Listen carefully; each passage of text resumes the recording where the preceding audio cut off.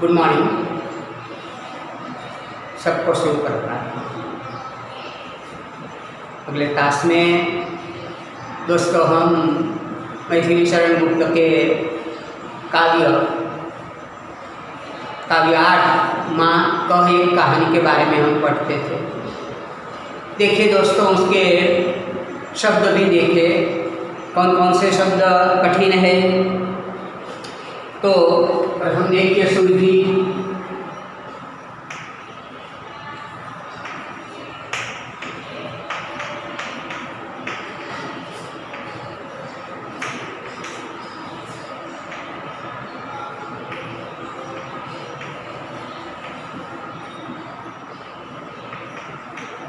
सुरभि यानी कि सुगंध, खुशबू।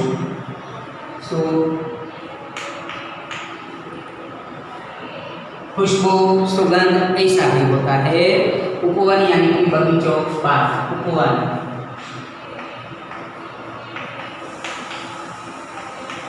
बगीचा, बाग ऐसा ही होता है। चेटी यानी कि दासी, चेटी दासी જેને આપણે સેવિકા કહીએ છીએ એ માનધન यानी कि हठीलो, मानधन।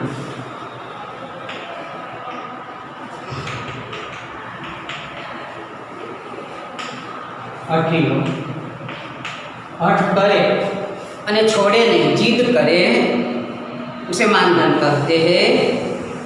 ऐसा भी कहते हैं। वहाल सोय पुत्र ऐसा भी होता है। देखिए वहाल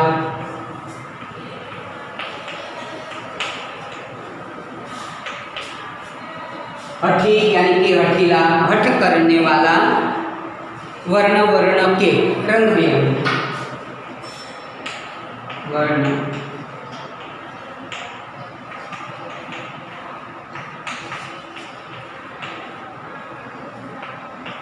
रंग बिरंगे,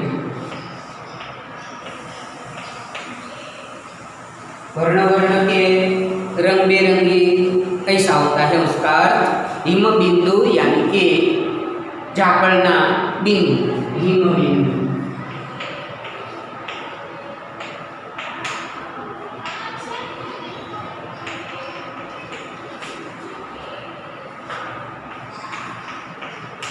झाकड़ना बिंदु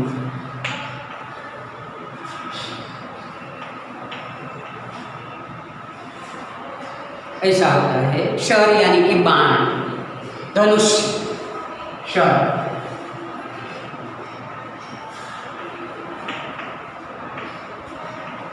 बाण, तीर આપણે કહીએ છીએ તે। आहत यानी कि घायल, आहत।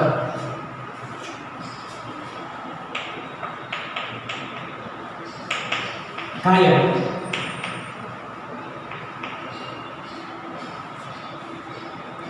जख्मी है उसे हम घायल कहते हैं। आखेटक यानी कि शिकारी, आखेटक।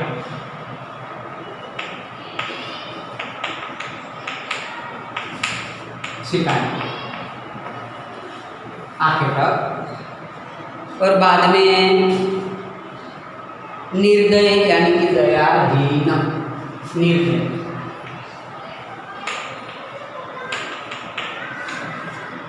दयाहीन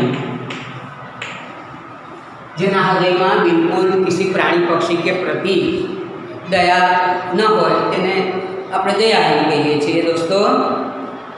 ऐसा हम देखते हैं। उभय यानी कि दोनों, उभय बन्ने, दोनों।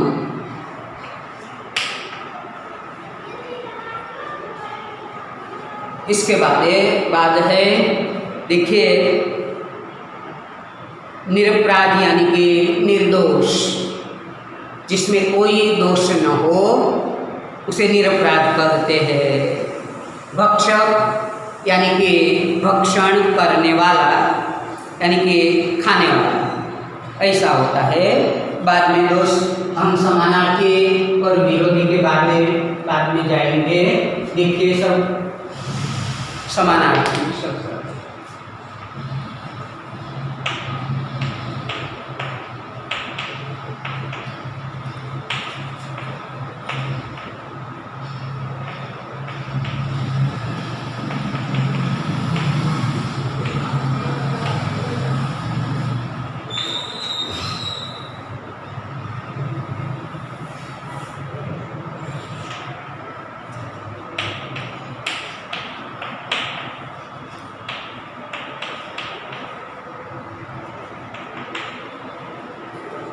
देखिए दोस्त, समानार्थी शब्द में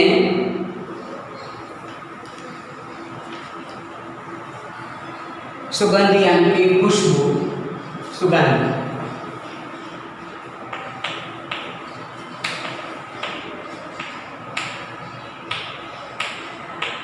खुशबू। इसी तरह दुर्गंध यानी कि बदबू भी होता है। उपवन, बाग यानी कि बगीचा, उपवन, उपवन का समानार्थी शब्द है बाग। बगीचा भी होगा, बाग या बगीचा। पक्षी, पक्षी एक दूसरे का समानार्थी शब्द है दोस्तों। शिकारी, आखेटक, शिकारी, शिकारी, आखेटक, दोनों एक दूसरे का समानार्थी शब्द है। निर्भय यानी कि निडर, निर्भय,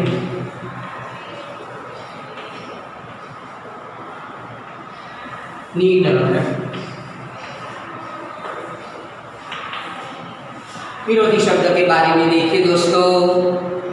देखिए हानि, हानि का विरोधी शब्द है लाभ, लाभ, हानि, लाभ एक दूसरे का विरोधी शब्द है। जो शब्द एक दूसरे का समान अर्थ बताते हैं उसे समानार्थी अथवा तो पर्यायवाची शब्द कहते हैं, और जो शब्द एक दूसरे का विरुद्ध अर्थ बताते हैं उसे विलोम यानी कि विरोधी शब्द कहते हैं। भय विरोधी शब्द निर्भय, भय, भय यानी कि डर, उसका विरोधी शब्द है निर्भय।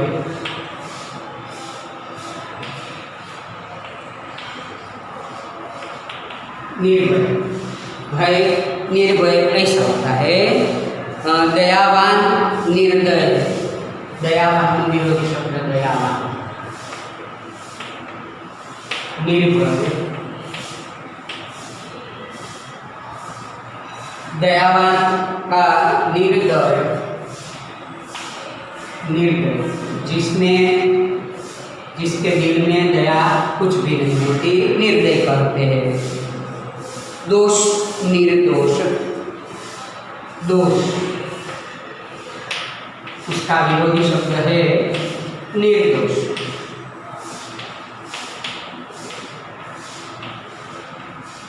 इस तरह रक्षक यानी कि रक्षण करने वाला, उसका विरोधी शब्द है भक्षक। इस तरह दोस्त यहाँ हम देख सकते हैं। बाद में हम सब स्वाध्याय के बारे में जाएंगे। सब देखिए स्वाध्याय में प्रश्नोत्तर के बारे में देखेंगे।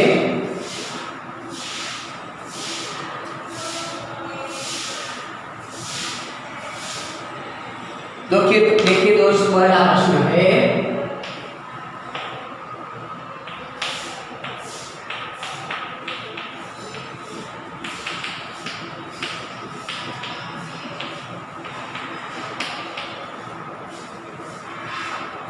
उपवन की शोभा कैसी थी, ऐसा प्रश्न है। देखिए सब कि कवि मैथिली शरण गुप्त जी ने काव्य में उपवन की शोभा के बारे में कैसा बताया है।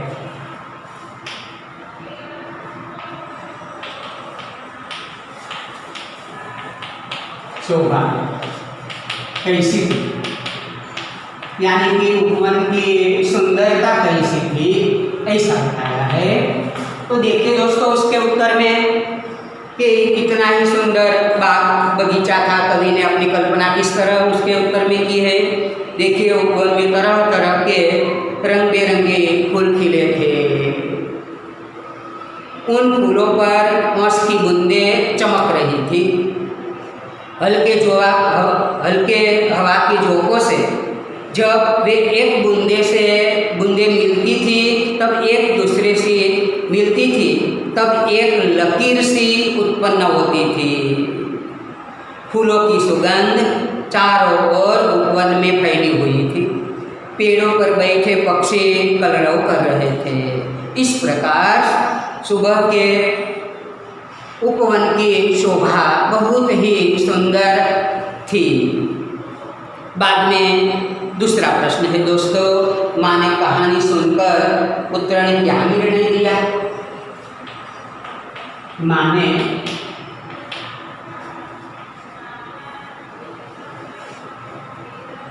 कहानी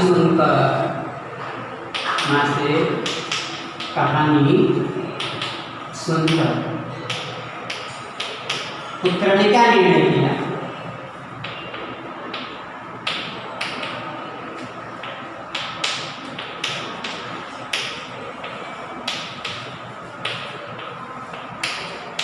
तो इसके बारे में देखिए दोस्तों कि माँ से कहानी सुनकर पुत्र राहुल ने क्या निर्णय किया, निश्चय किया। माँ से कहानी सुनकर पुत्र ने निर्णय किया कि मैं बहुत छोटा हूँ पर बुद्धिमान माँ को लगता है।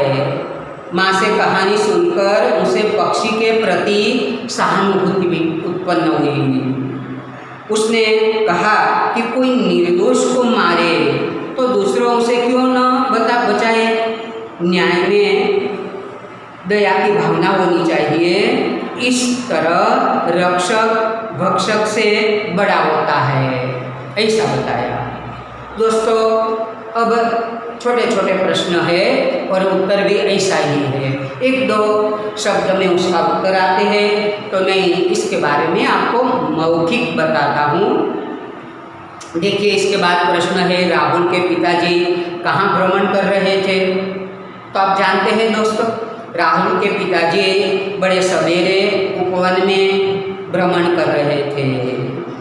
आखेटक ने राहुल के पिताजी से क्या मांगा। तो आखेटक यानी कि शिकारी। तो आखेटक ने राहुल के पिताजी से अपना शिकार मांगा। बाद में पक्षी किस दशा में नीचे गिर पड़ा। तो आखेटक के बाण से बीध कर पक्षी घायल होकर पक्षी इसके एक पंख पर बाण लगा था और इसी दशा में वह नीचे गिरा। घायल पक्षी के किसने उठाया और उठाने पर पक्षी को हंस को कैसा लगा। आप जानते हैं दोस्त घायल पक्षी को राहुल के पिताजी ने उठाया और उसका स्पर्श पाकर पक्षी को लगा कि जैसे उसने नया जीवन पाया हो। राहुल ने माँ से क्या आग्रह किया। दोस्तों आप जानते हैं बहुत सरल ही प्रश्न है कि राहुल ने माँ से एक कहानी सुनाने का आग्रह किया। चेटी ने राहुल को क्या बताया था। तो चेटी ने राहुल को यह बताया था कि तुम्हारी माँ तुम्हारी नानी की बेटी है, ऐसा चेटी ने राहुल को बताया। राहुल को कहानी कैसी लगी। तो दोस्तों आप जानते हैं कि राहुल को कहानी अत्यंत करुणा भरी लगी। आखेटक को किस बात पर गर्व था। आखेटक को इस बात पर गर्व था कि उसका निशान सही लगा है। उस बात पर उसे गर्व था कि मैं बड़ा निशानबाज हूँ। कहानी व्यापक कब हुई। तो अब जानते हैं कि कहानी व्यापक तब हुई कि जब इन दोनों की बात न्यायालय में गई और सबने एक दूसरे को सुनी, तब कहानी प्रसिद्ध हुई, यानी कि व्यापक हुई। माँ ने राहुल को किस बात पर निर्णय लेने के लिए कहा? तो यहाँ माँ ने राहुल को इस बात पर निर्णय लेने के लिए कहा कि न्यायालय में पक्षी को मारने वाला बड़ा होगा और उसे बचाने वाला, इस बात पर न्यायालय में प्रश्न होगा और उसके बाद में निर्णय ले लिया जाएगा। माँ कहे कहानी काव्य के कवि कौन है? तो दोस्तों आप जानते ही हैं कि माँ कहे कहानी काव्य के कवि राष्ट्रीय कवि मैथिली शरण गुप्त है। इसके बाद देखिए मैथिली शरण गुप्त को कैसी उपाधि मिली, उपाधि यानी कि पदवी कौन सी मिली थी? तो मैथिली शरण गुप्त को एक राष्ट्रीय कवि के रूप में उसे उपाधि मिली थी, यानी कि राष्ट्रीय कवि की पदवी मिली थी। दोस्तों तो आप स्वाध्याय के जो प्रश्न है उसे आपको लिखना है अपनी कॉपी में, और यह आप जानकर बहुत प्रसन्न होंगे कि यह मैथिली शरण का यशोधरा नामक काव्य संग्रह में से माँ कहे कहानी, यह काव्य एक कहानी जैसा था। आपको अच्छी लगी होगी। धन्यवाद।